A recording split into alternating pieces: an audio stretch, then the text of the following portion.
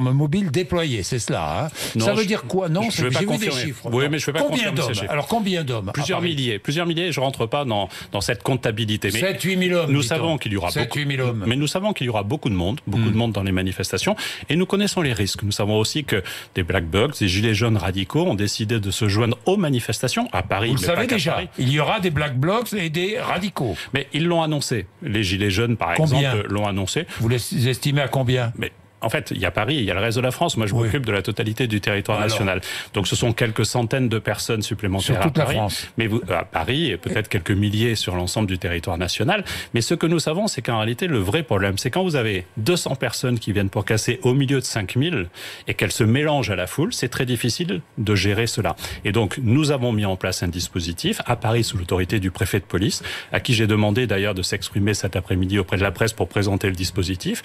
Mais je demande aussi au préfet de jouer la transparence dans notre organisation, parce que nous la devons, cette transparence, aux Français et aux journalistes qui nous sollicitent, pour faire en sorte que nous fassions face à ce risque-là. Il y aura une mobilisation importante, syndicale, et il y aura aussi des risques. Nous devons faire face à ces risques, et j'ai demandé que, systématiquement, dès qu'il y aura des désordres, des émeutes urbaines, des violences, nous puissions interpeller tout de suite. Il paraît qu'à Paris, seront mobilisés 50% des effectifs disponibles en France. C'est vrai ou pas? Non, d'abord parce que... Non, parce que... J'ai lu ça, moi j'ai lu beaucoup de choses. Oui, parce qu'il faut distinguer les forces mobiles, c'est-à-dire les CRS et les escadrons de gendarmerie nationale, de l'ensemble des forces qui sont mobilisées sur le territoire. Vous savez, chaque jour de grandes manifestations, ce sont plusieurs dizaines de milliers de policiers et de gendarmes que nous mobilisons sur tout le territoire. Et sur Paris, en moyenne, c'est 4-5 000 pour les grandes manifestations. Donc ça n'est pas la moitié. Par contre, il y a des spécificités sur Paris où il est beaucoup plus difficile de défendre certaines rues, certains axes, certaines institutions. Puis vous avez des forces qui sont immobilisées. Vous craignez que certains aient envie de marcher vers l'Élysée, sur l'Élysée? Écoutez, on l'a vu à certains moments de manifestation, mais là, la journée nationale d'action... Mais nous les prenons toujours, les précautions pour cela, mais pas que sur les institutions de la République. Nous protégeons aussi, quand il y a des menaces, le siège de BFM TV, et c'est normal. Autant de policiers que le 8 décembre 2018, à peu près. Non, nous ne sommes pas dans le même étiage. Pas dans le même étiage. Et surtout, nous sommes dans un schéma différent. C'est que nous sommes là aujourd'hui sur, je vous l'ai dit, 235 lieux de mobilisation sur lesquels nous devons être présents. Bien. Tout le monde s'interroge à propos des Black Blocs. On ne peut pas savoir qui ils sont, les arrêter en amont. Non, parce qu'on arrête les gens quand ils commettent des délits et ensuite on les met à disposition de la justice. La loi ne le permet pas. Vous savez qu'il y a quelques semaines, il y a quelques mois, nous avions porté une loi, c'était une proposition de loi d'ailleurs d'un parlementaire de l'opposition au Sénat, le président du groupe Les Républicains, et j'ai porté cette loi qui prévoyait la possibilité pour les préfets d'interdire de manifestation des gens dont on avait identifié la semaine précédente, par exemple, des comportements à risque, pour faire simple. Cet article a été cassé par le Conseil constitutionnel. Donc moi, ministre de l'Intérieur, j'essaye d'appliquer la loi le mieux possible, et donc je ne fais pas d'arrestations préventives qui ne sont pas autorisées par la loi, et je ne fais pas d'interdictions préventives qui ne sont pas autorisé par la loi. Christophe Castaner, samedi, nouvelle manifestation des Gilets jaunes, à Paris, ailleurs. Ça vous inquiète aussi ?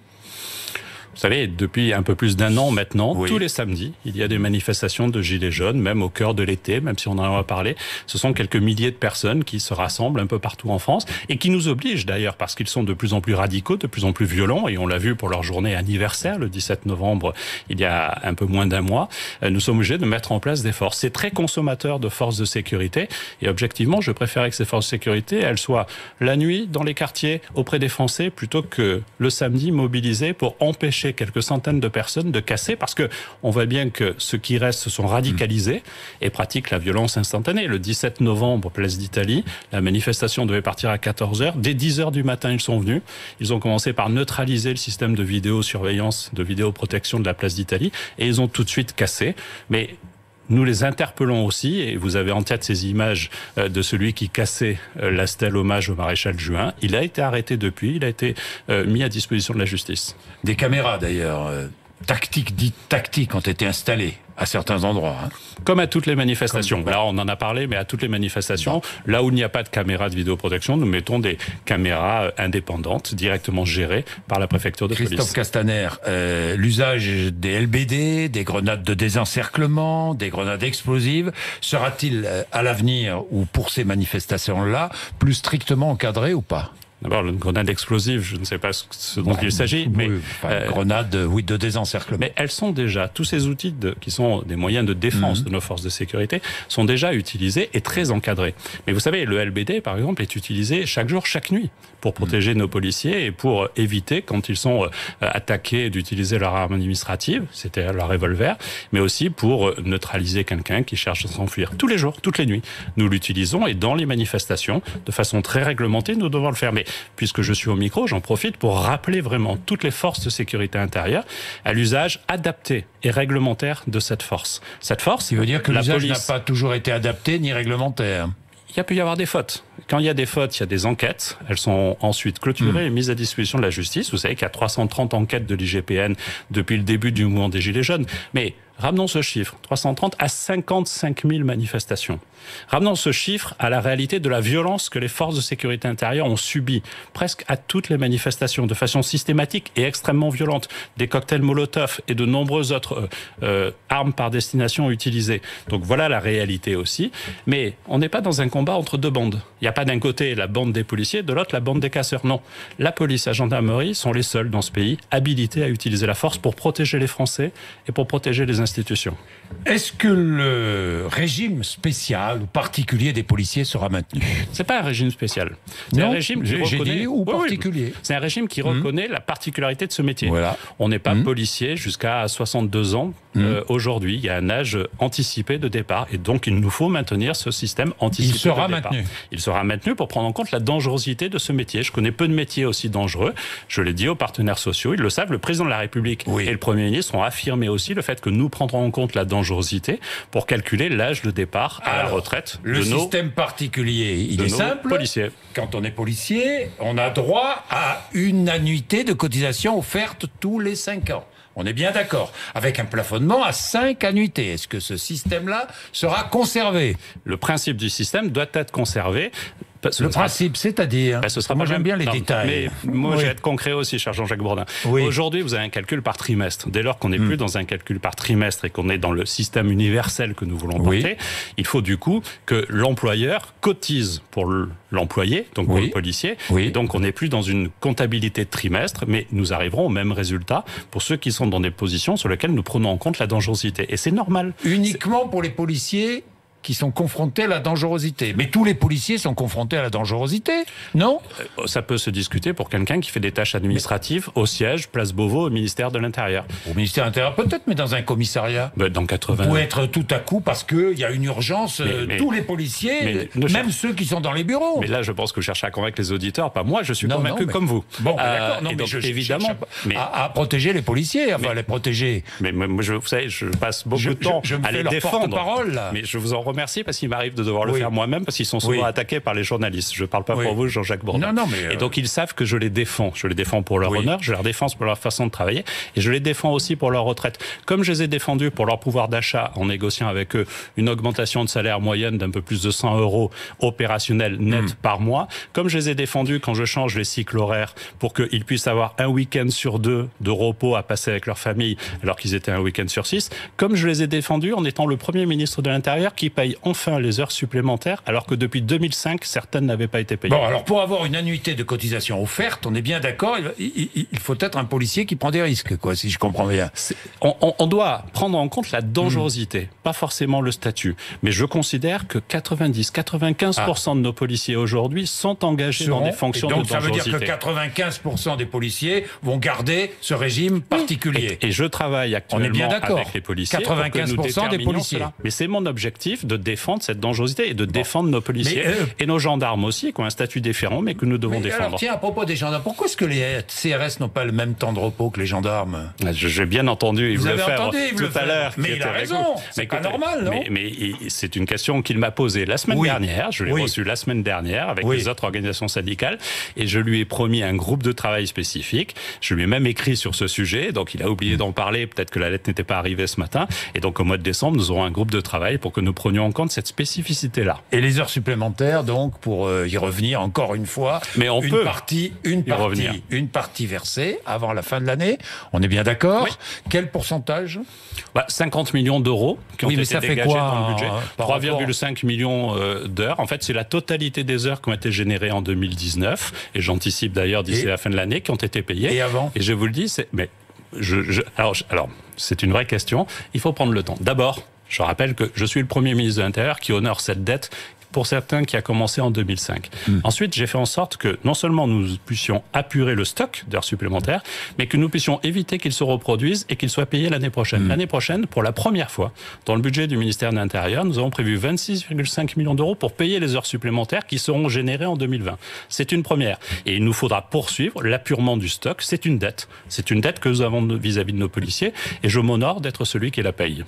Christophe Castaner, le combat contre l'islamisme, une priorité. C'est une circulaire que vous avez envoyée au préfet. Moi, je veux bien une priorité, mais que vous permet la loi ? Pas grand-chose. Non, la loi nous permet beaucoup de choses. Et au contraire, plutôt que de m'emballer sur l'idée de faire une nouvelle loi... Par exemple, une association. Dans une association, vous avez, je sais pas, le président d'une association qui prône la charia. Vous faites quoi contre lui ?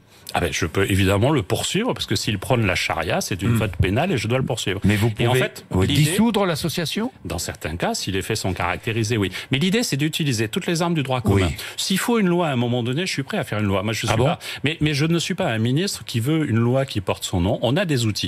Et je le sais d'autant plus... Vous souhaitez une loi qui permettrait quoi ? Permettrait quoi ? S'il faut une loi, qui permettrait quoi ? Moi, je veux dire, avant de vouloir une nouvelle loi, commençons par bien appliquer toutes les lois dont on dispose. Ça Depuis veut février dire qu'elles 2018... ne sont pas appliquées bien. Pas assez. En fait, on peut faire de l'entrave en utilisant tous les moyens. Et c'est ce à quoi j'ai invité les préfets. Surtout que depuis 1 an et demi, nous travaillons sur 15 quartiers identifiés, qui ont été identifiés notamment parce que ce sont des quartiers où, en France, on a eu le plus grand nombre de jeunes qui sont partis faire le djihad, la guerre en Irak ou en Syrie.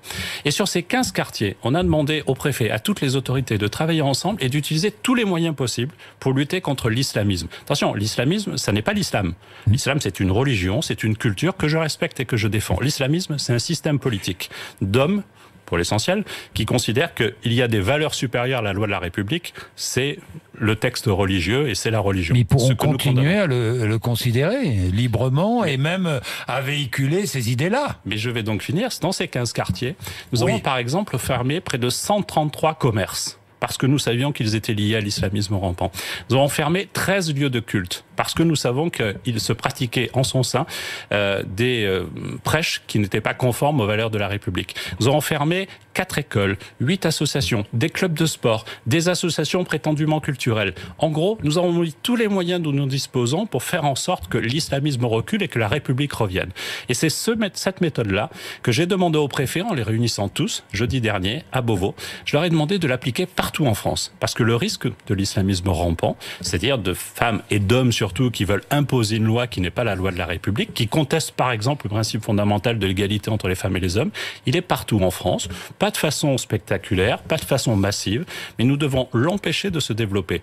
J'ai posé le principe que l'islamisme, c'est-à-dire ce régime politique qui veut se heurter et qui veut remplacer la République, est mon adversaire et doit être l'adversaire de tous les préfets, de tous les recteurs, de tous les acteurs de l'État. Et on doit combattre, mais on doit construire aussi. Quand j'ai réuni les préfets, j'ai invité Jean-Michel Blanquer, ministre de l'Éducation nationale, parce que l'école, c'est majeur. Et la déscolarisation dans ces quartiers, on la constate, elle est réelle. Donc il faut que l'école soit omniprésente. Il faut aussi construire, aménager. Julien Denormandie, ministre de la Ville, était aussi à mes côtés pour agir. La garde des Sceaux, Marlène Schiappa, nous avions la volonté de mener un combat tout azimut dans ces quartiers pour la République. Bien, Christophe Castaner, l'enquête sur Mickaël Harpon, où est-ce qu'on en est ? Terroriste ou schizophrène ? La question est toujours posée. Quel était le degré de radicalisation de l'auteur de la tuerie de la préfecture de police de Paris ?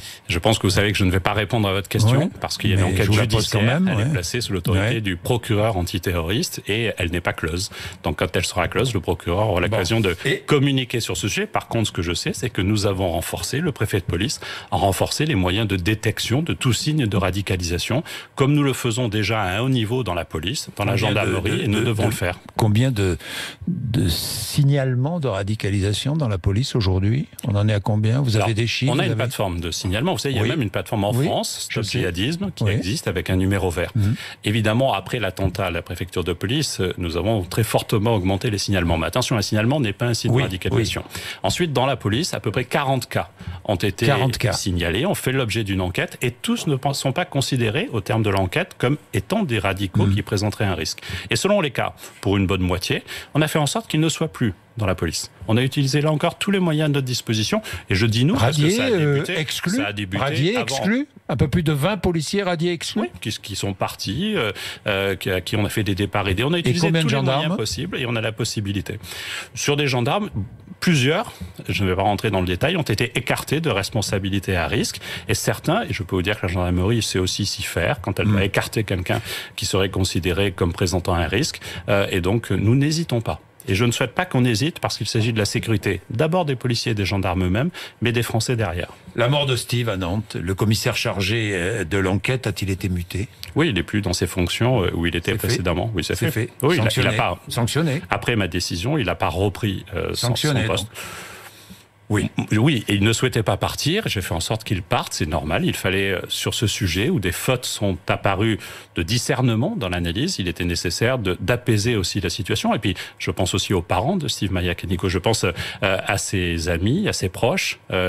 Il est mort dans le cadre d'une intervention policière. Je ne sais pas si c'est lié, l'enquête le dira, alors qu'il venait faire la fête. C'est insupportable. Et donc, il était nécessaire que nous agissions. J'ai agi. 8h54, merci Christophe Castaner d'être venu nous voir ce matin sur RMC et BFM TV.